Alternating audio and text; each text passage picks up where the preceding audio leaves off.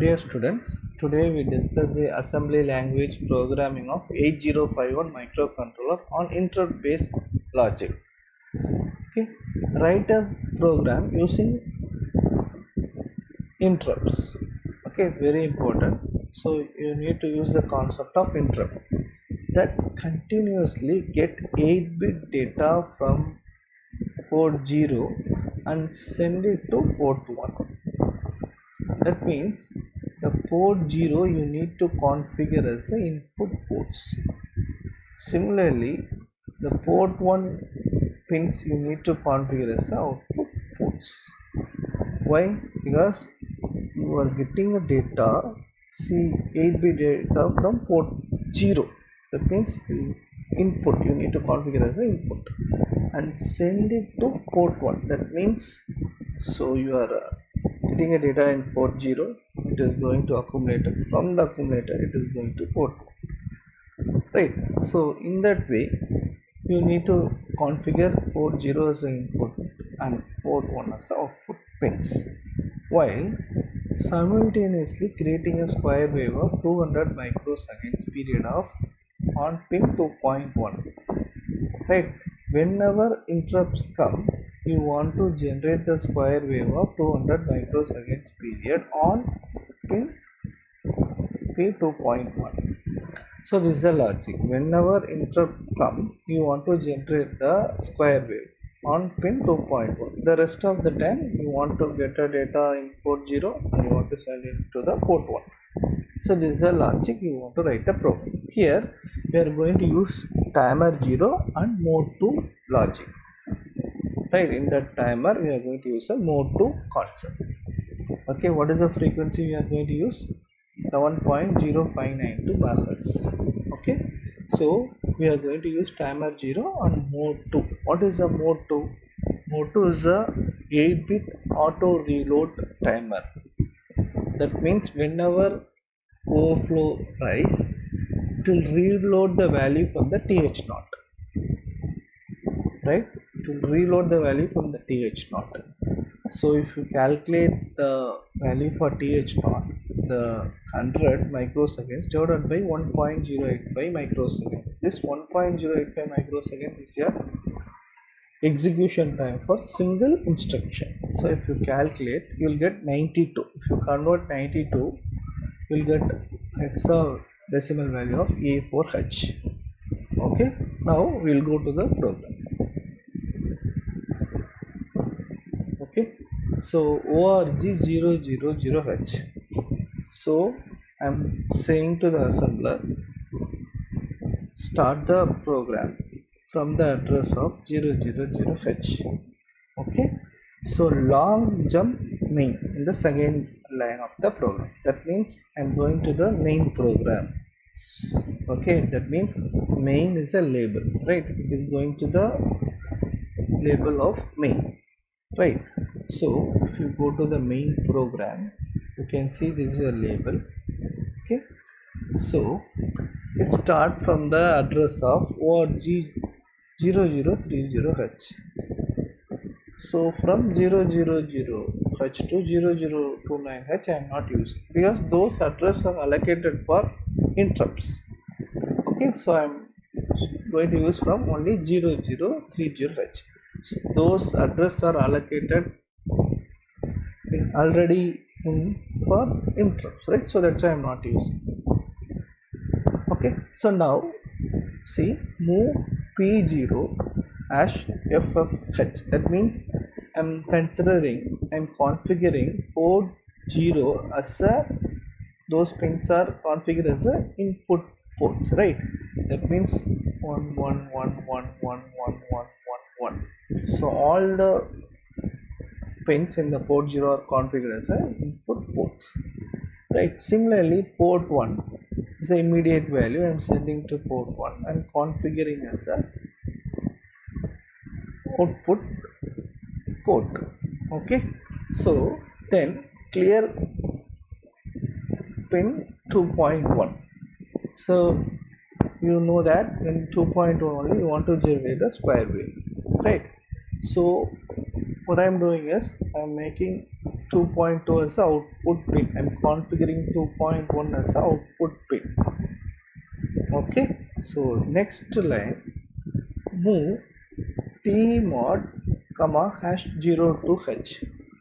So you want to use the timer. In here I'm going to use timer 0 and mode 2. So I need to specify, I need to configure using tmod register, right? So 0 0 0 0 0 1 0, if you write equivalent value 0 2, okay, this value only it is written here 0 to h. That means I am going to this 4 bits allocated for timer 0, this 4 bits allocated for timer 1. This first 2 bits will specify which mode you are using in the program. So here it is mode 2 because 0 0 means mode 0, 0 1 means mode 1, 1 0 means mode 2, and 1 1 means mode. That means here I am using timer 0 and mode 2. That's why I am loading the value of 0 2 in the tmod register, right? You know the mode 2 is a 8-bit auto reload, so I want to load in th naught, right? So already you calculated value is a4h, so those value is added, loaded in the th naught, the higher byte, right? So I hope you understand. Right now, very important, move interrupt register, right? Interrupt enable register hash 82h. What do you mean by that? So that means 1 0, this is a interrupt enable register, right? 1 0 0 0 0 0 1 0. If you write, you will get 8 2. That means CEA, always you need to enable whenever you want to use the interrupt. If you clear the EA, all the interrupt will be clear. Okay, so I enable this, I have set this EA. Okay, then I want to use the timer interrupt. Already I said the starting of the program I'm going to use the software interrupt. So ET naught, that is timer 0 software interrupt I'm going to use. See, whenever you want to use the interrupt logic, you want to load this IE value. Very important. Whenever you are writing the interrupt based program, you want to load this IE value. From this only the interrupt will understand whether I am going to use software timer or hardware timer. Okay, so here I am going to use a software timer 0. So if you fill those value, if you fill the bit, that is a enable and disable bits, you can see 10000010. The equivalent value is 82h. So I have loaded. Okay, move IE 82h. That means the microcontroller will understand. So I want to use the ET0, that is software timer 0 interrupt. Right now I enabling the timer. See, set btr0. See, value is loaded, the interrupt IE is values are configured. Now I'm starting the timer to start the process. So I need to enable the TR bit, that is a timer control bit.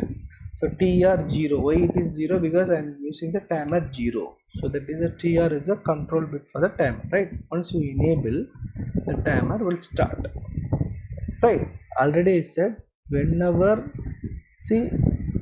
interrupt come, it will go to this program, right? It will go to this program. This is a interrupt service routine program. When interrupts will come, you need to understand.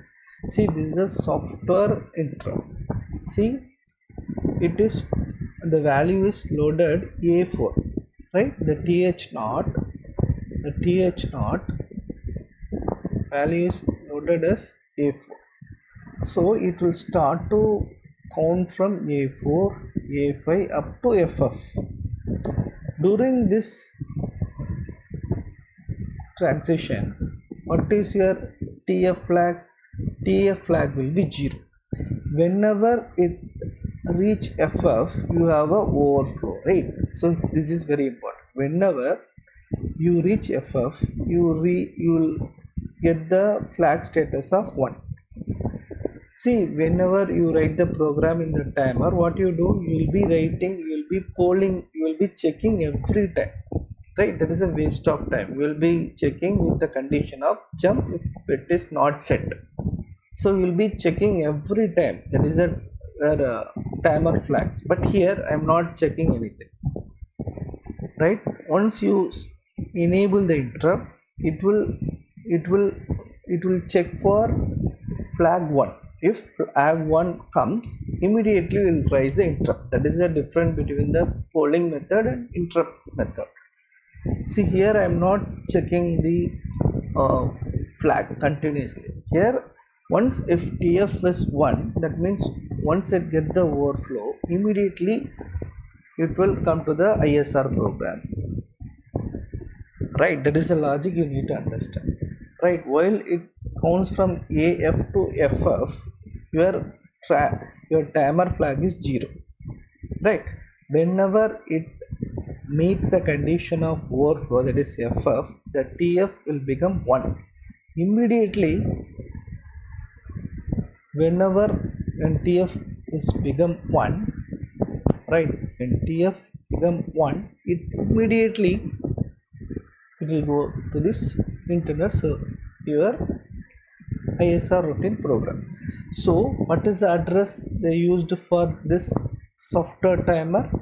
00B. It is the interrupt vector table allocated for timer 0. This is a predetermined address, it is allocated, right? So that is why we are not using this address for the main program. We are starting from 0030H. I hope you understand now, right?